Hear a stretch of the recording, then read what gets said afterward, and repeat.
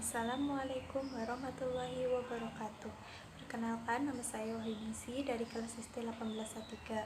Di sini saya akan menjelaskan bagaimana cara merancang tahapan awal dalam menyusun sebuah RPP yang diimplementasikan dalam kurikulum 2013. Pada kurikulum 2013 terdapat tema kompetensi inti atau KI, kompetensi dasar atau KD, indikator dan tujuan pembelajaran. Di sini kelompok kami mengambil tema aku dan tumbuhan di rumahku, mata pelajaran bahasa Indonesia dan ilmu pengetahuan alam atau IPA.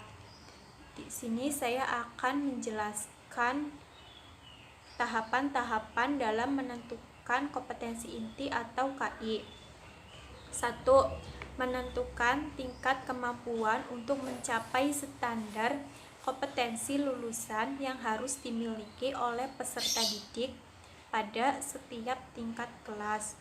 Kompetensi inti merupakan terjemahan dalam membentuk kualitas.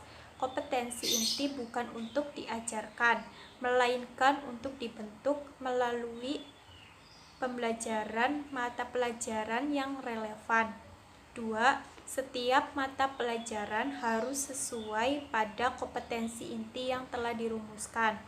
3. Dalam kompetensi inti dapat mengikat kompetensi-kompetensi yang harus dihasilkan dengan mempelajari setiap mata pelajaran. Kompetensi inti adalah bebas dari mata pelajaran karena tidak mewakili mata pelajaran tertentu. Kompetensi inti merupakan kebutuhan kompetensi peserta didik.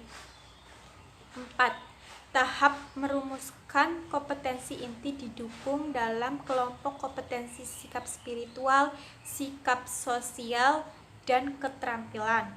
5. Menempatkan standar kompetensi lulusan di bawah standar isi pada kurikulum sebelumnya menjadi latar belakang terjadinya kurikulum dalam sistem pendidikan nasional. Mengingat pendidikan idealnya adalah proses sepanjang hayat, sehingga lulusan atau keluaran dari suatu proses pendidikan tertentu harus dipastikan memiliki kompetensi yang diperlukan agar tujuan dari pendidikan dapat dicapai.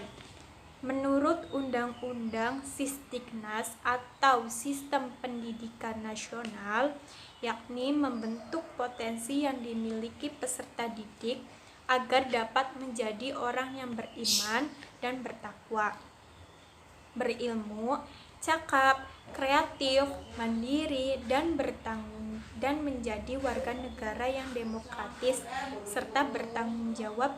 Oleh sebab itu, sangat diperlukan sebuah kompetensi inti yang mengikat seluruh mata pelajaran, sehingga seluruh mata pelajaran harus berkontribusi terhadap pembentukan sikap, pengetahuan, dan keterampilan. Kompetensi lulusan pada ranah sikap dibagi menjadi 2, yaitu sikap spiritual terkait tujuan membentuk peserta didik yang beriman dan bertakwa, dan kompetensi sikap sosial terkait tujuan membentuk peserta didik yang berakhlak mulia, mandiri, demokratis, dan bertanggung jawab. Kompetensi intinya yaitu menerima, menjalankan, dan menghargai ajaran agama yang dianutnya, memiliki perilaku jujur, disiplin, tanggung jawab, santun, peduli, dan percaya diri dalam berinteraksi dengan teman, keluarga, dan guru, memahami pengetahuan dengan cara mengamati, mendengar, melihat, membaca, dan menanya berdasarkan rasa ingin tahu tentang dirinya, makhluk ciptaan Tuhan, dan benda-benda yang dijumpainya di rumah maupun di sekolah. Menyajikan pengetahuan dalam bahasa yang jelas, sistematis, dan logis, dan tindakan yang mencerminkan perilaku anak beriman dan berakhlak mulia. Selanjutnya akan dibacakan oleh teman saya. Assalamualaikum warahmatullahi wabarakatuh. Perkenalkan, nama saya Anis Monita dari SD 18A3. Di sini saya akan menjelaskan tentang kompetensi dasar yang bertemakan tentang aku dan tumbuhan di rumahku ada 2 mata pelajaran. Yang pertama, mata pelajaran IPA. Kompetensi dasarnya adalah 1. Mengenal bagian-bagian utama tumbuhan di sekitar rumah. Yang kedua, mengidentifikasi perubahan yang terjadi pada pertumbuhan dari biji menjadi tanaman. Terima kasih. Assalamualaikum warahmatullahi wabarakatuh. Perkenalkan, nama saya Amalia Nurjana dari SD 18A3 dan di sini saya akan menjelaskan rancangan tahapan awal menyusun RPP atau rencana pelaksanaan pembelajaran yang diimplementasikan dalam Kurtilas atau Kurikulum 13 dan kelompok kami mengambil temanya aku dan tumbuhan di sekitar rumah maupun di lingkungan sekolah. Saya mendapatkan indikator dan tahapan indikatornya yaitu sebagai berikut dengan menggunakan cara SMART atau yang artinya spesifik, yaitu indikator yang dibuat haruslah berfokus pada satu kemampuan. Yang kedua, measure, yaitu indikator harus dapat diukur dan evaluasi. Yang ketiga, asifab, yaitu indikator harus bisa diraih atau dicapai oleh siswanya. Yang keempat, yaitu reality. Yang dimaksud reality adalah indikator harus nyata dalam prosesnya. Yang terakhir atau yang kelima, time, yaitu perhitungan waktu mencukupi. Dan di sini saya mengambil mata pelajarannya yaitu Bahasa Indonesia dan IPA atau Ilmu Pengetahuan. Indikator dalam bahasa Indonesianya yaitu yang pertama, menunjukkan proses